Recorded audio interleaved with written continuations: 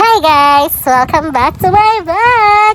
Today, gagawa tayo ng low-budget seafood na super sarap, super simple at hindi na kailangan ng bonggang ingredients para ma-enjoy ang super sarap at super yummy na seafood.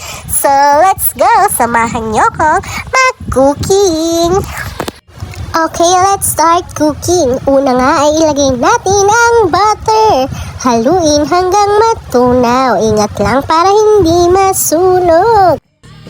Hintayin nga natin hanggang maging super melted na ang butter. Pag super melted na, pwede nang ilagay ang madaming bawang. Hindi tayo magtitipid dito kasi ito ang magdadala ng flavor. Kapag nabuhos mo na ang bawang, hintayin natin ito na mag-golden brown. Haluin ng mabuti para hindi masunog. Hintayin natin hanggang maging golden brown na yung bawang dahil ito ang tunay na magpapalasa sa ating seafood.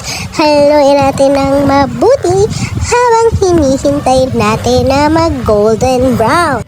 At kapag nga color brown na yung garlic natin, pwede na natin ilagay ang ating ketchup.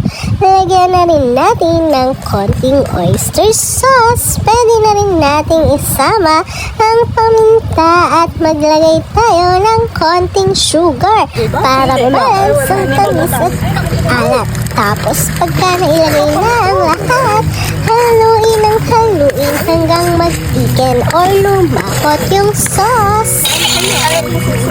Mga marshek ko, kailangan magdikit o maging consistent yung sauce nga tsaka yung mantika, kaya i-mix natin ng mabuti. Pwede rin natin lagyan ng magic syrup o kaya naman ng bitchin, depende sa panlasa mo. On my case, nilagyan namin siya ng karagdagan na sweet and sour sauce para tunay na maging malasa.